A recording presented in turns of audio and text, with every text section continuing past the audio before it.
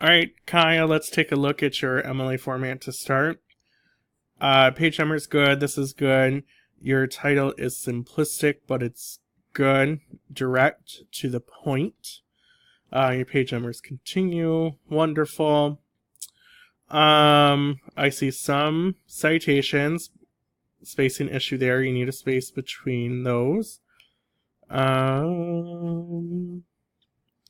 Okay, I see some in-text citations, and they look mostly okay except for that one. Your works cited, Kaya, this one is in, not in, 14. It's size 14. Be aware of that. I'm going to look at this in a second. And I know the links kind of screw it up, so nothing wrong with that. However, for something like right here, you need to make sure that this is indented and this is pulled up with it. That is all fine, neat and dandy. Looks in alphabetical order. Citations look okay. Whose was I going to pull up? I want to look at Carol's because I'm just noticing this now for the first time. You have Carol MD, which is someone's last name, and they've got an MD doctorate. Okay. So let's talk about this for a second. Your citation here is technically incorrect, and here's why. First of all, and it's not going to let me do it. Right here, May 4th, that says 2017. Never mind. I can't read. I thought that said 2007. I was like, where does that come from? So for this one in particular, this is from SAMHSA. Which is the Substance Abuse and Mental Health Services Administration. So they're technically the author or organization in charge of this. So I would probably, in your citation, I would have just put the Substance Abuse and Mental Health Services Administration. Because part of this is they got their sources from 4 different places. And technically, because you cited, that is not you, right here, because you cited 1 to 5 female adolescents who were overweight and obese had a past year major depressive episodes.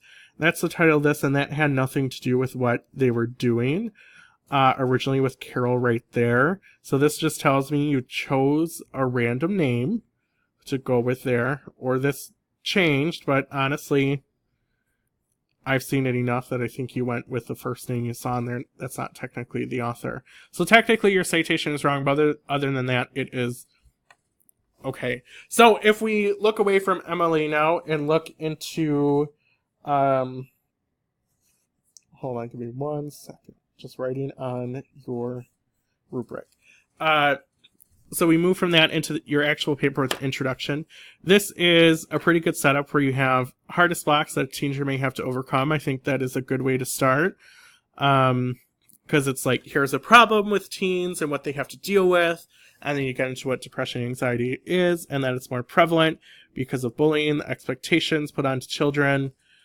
And whatnot. Now, the thing is, because you have the expectations that are put onto children, maybe I would say academic and athletic expectations, seasonal changes, or body changes, because you have bullying and then expectations, but here's 4 categories of expectations. So you could probably retweak this in a different way, but otherwise your intro is okay. So as we move on to your paper, one thing I notice is right here, you technically don't need a citation if you have it in the paragraph, but let's talk about a few of these things. So based on data, you don't really have a topic sentence. Let's start here. You could have just said, according to multiple studies and surveys, adolescents being diagnosed with anxiety or depression is on the rise. And then you can get into the statistics. My problem is you have a whole paragraph that's like, here's this study, here's this study, here's this study that says it's on the rise. And I think you just need to add context to that, because then it becomes a paper where I think you could do more with it. So first you have data for the National Survey of Children's Health between years, blah, blah, blah. Increase of adolescents being diagnosed by 20%. So that is okay, because when we look at that citation, of this person right here. It comes from it talks about a statistic that's in the post. And that's always a tricky one to deal with that people don't know how to do, and you did a good job of doing that. And then you say, according to this article by Medical News Today, and this is by Newman. So here's the thing. When you always introduce it, it does not matter the format of where it's from. You have the author and the title. So you should say, according to, what's Newman's name? According to Tim Newman's article, Anxiety in the West, Is It on the Rise? He states that around 6.8 million people in the United States alone are affected by anxiety. That is fine. And you have an article called Any Anxiety Disorder by the National Institute of Mental Health. So let's find that. Right here, this is by R.C. Kessler, is what you're telling me. So I'm noticing the big thing as far as MLA format and just good academic writing goes in general is you need to be including the author and the article information when you introduce it in a paper. And it looks like I may run into another issue here. Yep, R.C. Kessler. So you're kind of just throwing in who's referenced in it. And this is another thing where, yes, this technically doesn't have an author, but it's from a government site. Okay? So this is from the National Institute of Mental Health. So technically, I keep hitting the wrong one. What you had in your paragraph isn't wrong.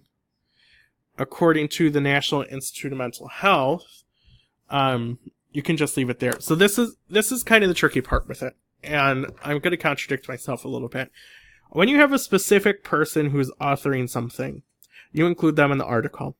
When you have something like that where it's an organization and it's a legit, credible organization, you can just say, according to the National Institute of Mental Health, blah, blah, blah, experience this. And then what this should be is, instead of R.C. Kessler, is the National Institute for Health. Because, yes, there is the author that we want, but they are an organization, and it's a credible organization that you can have. Now, I can go to a website and create my own website and be like the Hall organization that focuses on children's health. Okay? I'm not an established whatever. People can create their websites, but something like that, you should be knowledgeable enough that this is a credible source that you can have it with it. Now, my problem with this is, yes, these are good examples. So if we look at 1, 2, 3, 4, 5, 6, 7 different sources, you've already used 3 in your first body paragraph. That's just like, this person says it increases. This person says it increases. Yes, but part of that prevalence is more, why is it prevalent? Why is it commonplace? And, you know, this paragraph could just be dispersed out. So, as we move on to It's on the Rise, you go into the changing of seasons can cause people to experience depression. And you say in the article, very well mined, 4 out of 5 people are depressed also experience seasonal depression at some point, and that's from Morin. So you talk about seasonal depression, which is okay, but this should be capitalized, well in mind. I was having trouble finding that earlier. So you have a little bit about how people can be affected by depression, which is okay. I'll talk about that later. And then as we move on into your next body paragraph, depression seen much more in adolescents who have been bullied. And then you explain what bullying is, which is good. So you have a decent topic sentence, but you say a study from Science Daily, and then you have LIJ Health System. Yep, right there. So that's one, according to an article, bullying leads to depression, blah, blah, blah. So I want to look at the source so I can see it for the first time. Ah, here we go. So we have, so this is a little bit tricky. I'm not sure if this is a journal or if this is just an article because it's Science Daily. So this looks like it's an excerpt from somewhere else. Here we go. This even has it cited for you. So it's sorry for all the noises. But North Shore Long Island Jewish Health System. I'm not really sure what that is, but it's provided by whoever they are. Ah, it's a health organization. Okay. So it looks like it's a branch of a particular health organization. So now it looks like you need some retweaking to your site and how you do things. But decent topic sentence, you explain it and build on it more. And you talk about what bullying can do. People have suicidal thoughts and thoughts about hurting themselves. But here's the problem where you have rising suicide rates are caused by those who bully and purposely target others, which causes them to be depressed and put harm to themselves. So you kind of said a little bit about this already, so you don't necessarily need that, but you haven't said yet that there are rising suicide rates as well. And that's very different from depression and anxiety, so I want you to be cognizant of that you haven't really stated that yet. And then you talk about people who admit they're depressed but have everything they want. So you're talking about a different kind of topic where people can have access to things, but they're still depressed. But you don't have any research with this in particular. You don't have any evidence that, yes, they're actually depressed or they have anxiety. They feel the need to be perfect, which is okay, and show it societies. And this is the wrong societies. You need SOCIETY apostrophe S, because this is the plural of societies, not possessive. And how it can make them feel. So the problem with this one, Kai, is it's all hypothetical. It's not evidence-based and it's not research-based at all.